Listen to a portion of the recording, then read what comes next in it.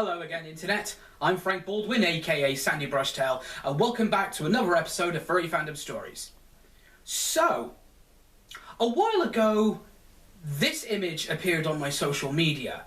It's basically one of those 20 questions about the furry fandom that one like equals one answer. Now, to be fair, the response I've been getting on both my Facebook and my Twitter has actually been a little bit lackluster, and these are 20 questions that I would like to answer myself, so I decided basically to cheat.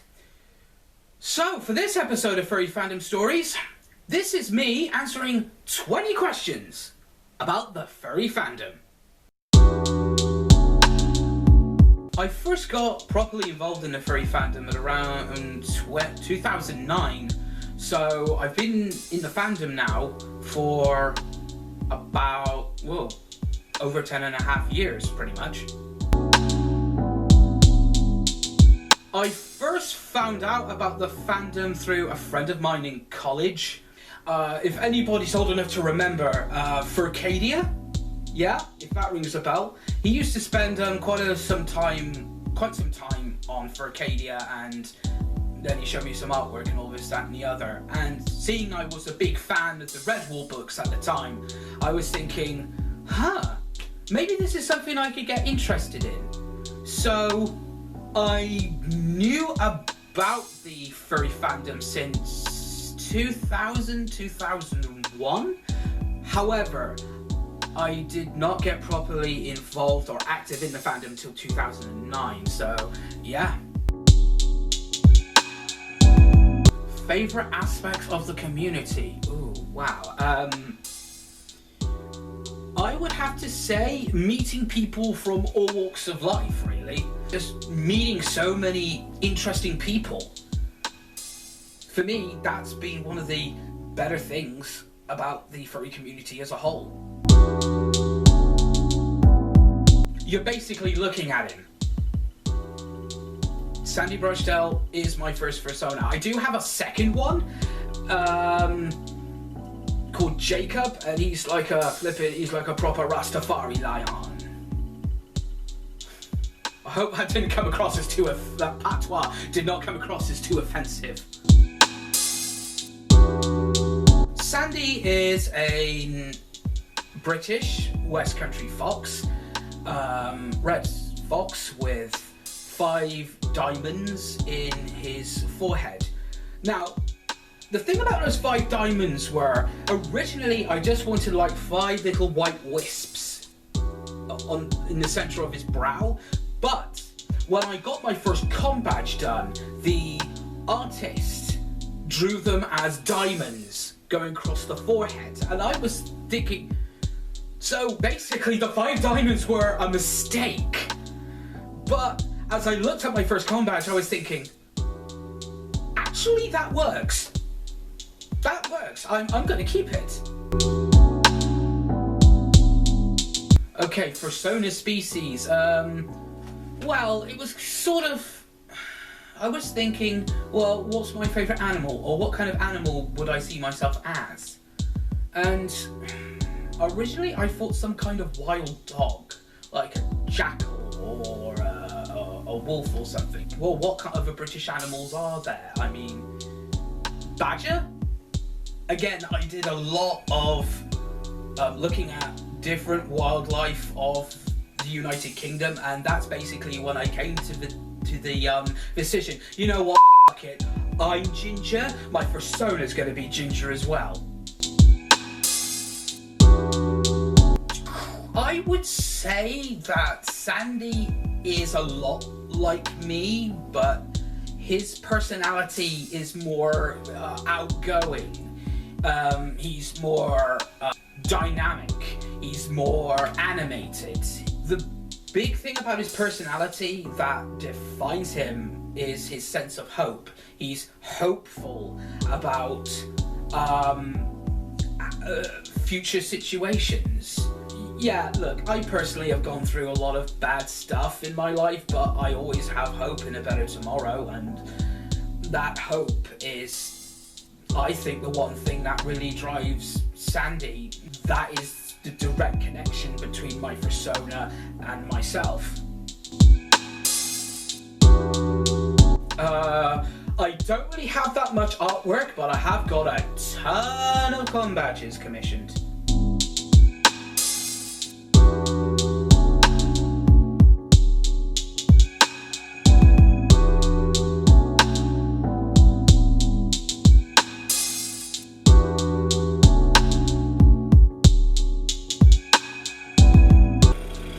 If I had to change species,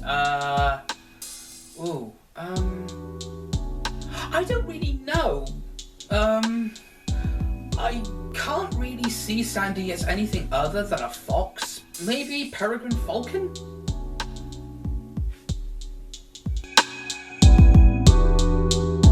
When I first got properly involved with the fandom, I wanted one so badly.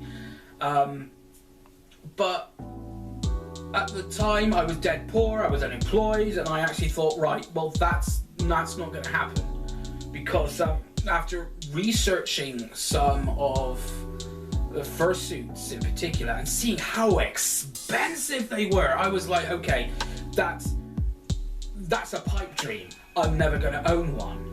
So that's basically when I turned to face paint as a substitute. And after my first con, after all the snobbery and the daggers for eyes that I got, I was thinking, right, you fursuiters are a load of snobs. So I kind of went on this kind of like championing, saying that face paint equals artistic expression, and a fursuit is just basically a way of saying, hey, look how flippin' loaded I am. But saying that, now that I am a proper fursuiter, yeah, there are some pitfalls about it that I still have to get used to, but I am adapting. Saying that, I was getting a lot more, I'm getting a lot more hugs when I'm in suit rather than when I was in face paint. Furry conventions are basically my holidays now. Just sort of like, they become now like an annual ritual for me, or an annual holiday, you know, and I tell people where I work. And, you know, I'm going away for the bank holiday weekend, and go, oh, where are you going? I'm going to Birmingham. And they're all, Birmingham? What's in Birmingham? It's kind of like this annual ritual I do. I go to Birmingham to this like nice posh hotel, and you know, just stay there for the weekends, and we just like laugh it up, and then you know, go into Birmingham and just see what there is. Now, obviously, there is a point where the registering for conventions now, especially with how the furry fandom has taken off in the UK right about now, it is quite a hassle, especially if you have to be quick on the draw to book your place if you want to stay at the convention hotel. I think that furry conventions are the best weekends I've ever had in my life so far, and hopefully I wish to attend more conventions, maybe even go to an American convention or a Canadian convention. Maybe I could attend a Eurofurence next year, 2020, if you're watching this in the future. Well, there was this one time when one of my close and oldest friends, I had known this guy since I was in primary school, and we went through secondary school together. He just said to me one day, hey Frank, what are these furry meets like? What is it exactly that you do? And I said, well, we do this, this and this. And he said, can I come along to one? Now, in my head, I kind of like, sort of like alarm bells were, well, not alarm bells, but sort of like something like that was going off, and you're thinking, oh god, oh god, oh god, do I really want him to socialise with furries? Oh god, no, what's this going, oh no, what's he gonna think, but in the end I was like, you know what, why not?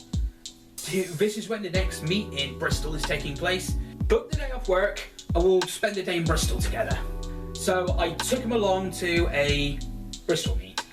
Then when we were on the train back to Gloucester after the meet, I turned to him and said, right, have you had a good time? And he turned to me and he said, you know what? I have. And I can understand why you do it. Have I converted you? And he just went, not really, no. But the whole dressing up thing he finds kind of weird. But I remember him saying that the one thing that he loved about the meet was that, well, nobody drew attention to his awkwardness, as he called it. And I said, mate, furries are not like that. I mean, when you were at the meet, look around you. You were flipping shoulder to shoulder with flipping people who were dressing up as their favourite animals.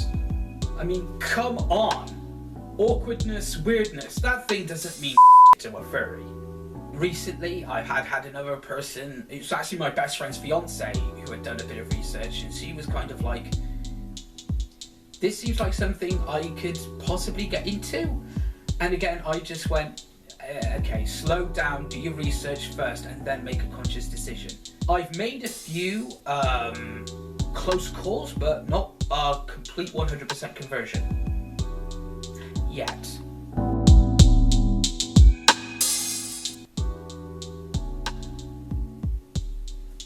Pause. Well, there is one that I don't know if he's necessarily pop culture, but it is from a Netflix show that has gotten into its stride in the past few years. And my favourite anthro character from, if we're talking about pop culture, like in that reference, I would have to say BoJack Horseman. Because, well, after watching BoJack, the worrying thing about it for me is I see quite a few of his character flaws and his character missteps, if for lack of a better term, actually in myself. And to me, I hold up BoJack basically as an example of this is not what I want to be when I'm 54 years old. Yeah, he makes mistakes. We all make sodding mistakes, and we all dwell on them from time to time. But I think he's one of the most dynamic characters in that show. If we're talking about pop culture as a whole, no, I don't really have one. That's really my answer. I only just found a favourite anthro character recently. My biggest pet peeve about the fandom, I have to say, is all the misconceptions about it.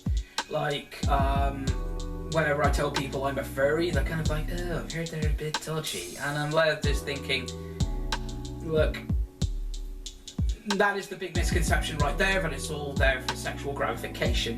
And the thing about it is, yeah, if you go on furaffinity.net with the safe for work filter turned off, of course you're gonna find something that you can't unsee, but we are not the only fandom that has this aspect. I mean, there's sexual content in anime fandom, there's sexual content in Star Trek fandom. I mean, seriously, and if you think I'm talking bullshit, right, go back to the original 60s TV series of Star Trek, the one with William Shatner in it. Note how all of the female members of the Enterprise crew are walking around in tight-fitting jumpers with very short mini-skirts and cute little boots. If you think you're part of the fandom and you're there shaking your head going, not every fandom, go to Google right this second. Well, not right this second, but wait after the video is finished. After this video is finished, go to Google and type in Harry Potter erotic fanfiction. Or, if you're a Whovian, Doctor Who erotic fanfiction. Or if you're a fan of the Star Wars canon, Carrie Fisher in that little number she was wearing for Jabba the Hutt in Return of the Jedi. So yeah, basically that's my big furry pet peeve, me having to explain to people, for God's sake, this isn't all about sex. Yeah, there's a sexual element in it, but you find sexual elements in nearly every kind of fandom out there. Online nickname? What, do you mean Danfloor316, my handle on for affinity? Well, again, that Dan Floor is a name from Redwall books. He's a character in Marl Fox, and he was one of the few characters in the Redwall canon that I kind of related with in a way, because he had an overbearing parent who wanted this future for him, but in the end he had to constantly keep turning it down because he had to keep saying to himself, Dad, this is not me. I cannot live up to this expectation. And I know you think of me as a disappointment, but there will come a day when I will prove you wrong. As for the 316 thing, I was a wrestling fan and my favourite wrestler was Stone Cold Steve Austin. So yeah, Danfloor 316 says I just whipped your ass. Well, when I first joined the fandom, I will admit I was overwhelmed by all the flipping possibility. I thought it was just all smiles and sunshine, but obviously my first con, Confuzzle 2012, I had a flipping miserable time there. And that was when kind of I felt like I had to take a step back and kind of like reevaluate things. And but the year after, Confuzzle 2013, that was kind of like I had to say to myself, maybe it'd be prominent if I actually went out there on my own into the fandom and see, you know, if there's anything out there for me in particular. Maybe I'll find some new friends. And after doing that, it was good, it felt great. It was a long struggle. It was a long bumpy road, but I'm finding my niche now, and it feels great. Now I feel like I'm enjoying the fandom more than I ever did when I first got involved. First and foremost, stop with the identity politics and the social justice, for f***'s sake. Look, yes, everybody is concerned about human rights, for crying out loud, but when you actively take to Twitter and say that this is the way I feel and about a particular issue, and if you disagree with me, you must be a Nazi, that is where I am done with you.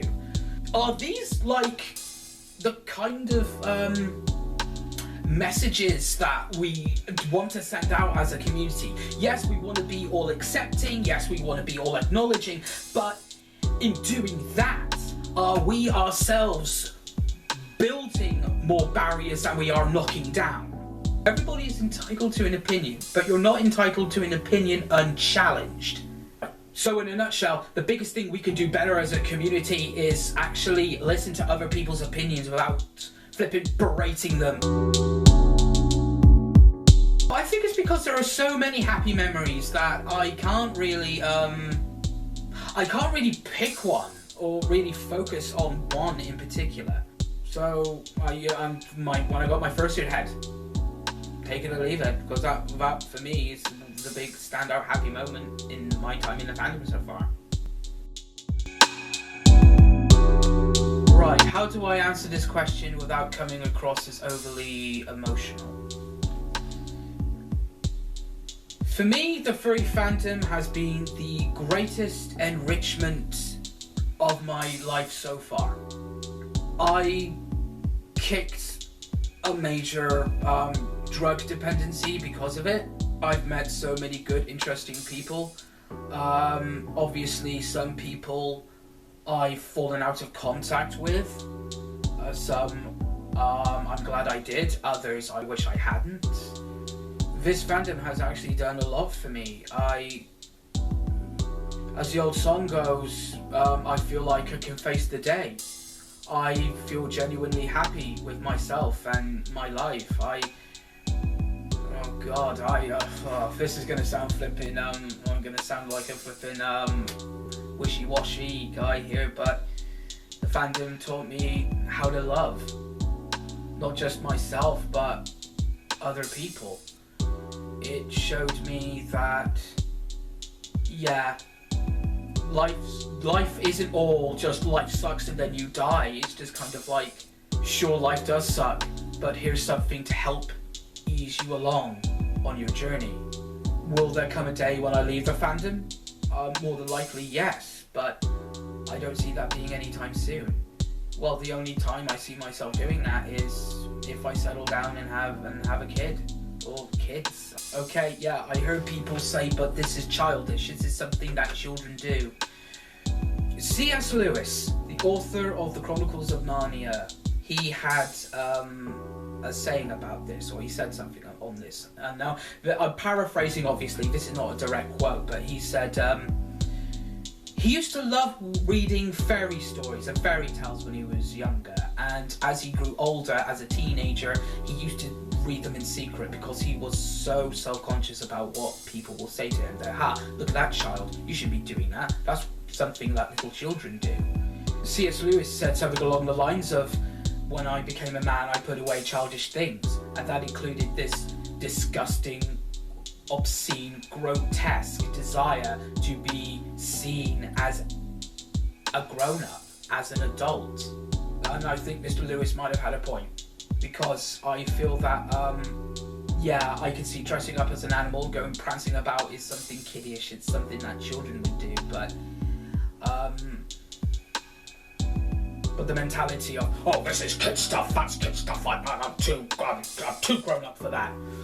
I think the fandom has shown me that that is the wrong attitude to have in life. Enjoy yourself. It may be sooner than you think. So that was 20 questions about the furry fandom. I hope my answers to these questions have made you do a little bit of thinking about it yourself. If you were asked these questions, what would your answers be? And remember, with these things, there's no right or wrong answers. And that wraps up another episode of Furry Fandom Stories. Again, if you like this video, please remember to like and share, and please subscribe if you haven't already. If you could answer any of these questions, or is there a particular question in the list that you yourself would like to answer, drop it in the comment section below. And as usual, you can follow me on Twitter at SandyBFox. I'm Frank Baldwin, aka Sandy Brushtail, and I will see you again for another Furry Fandom story. And until then, take care.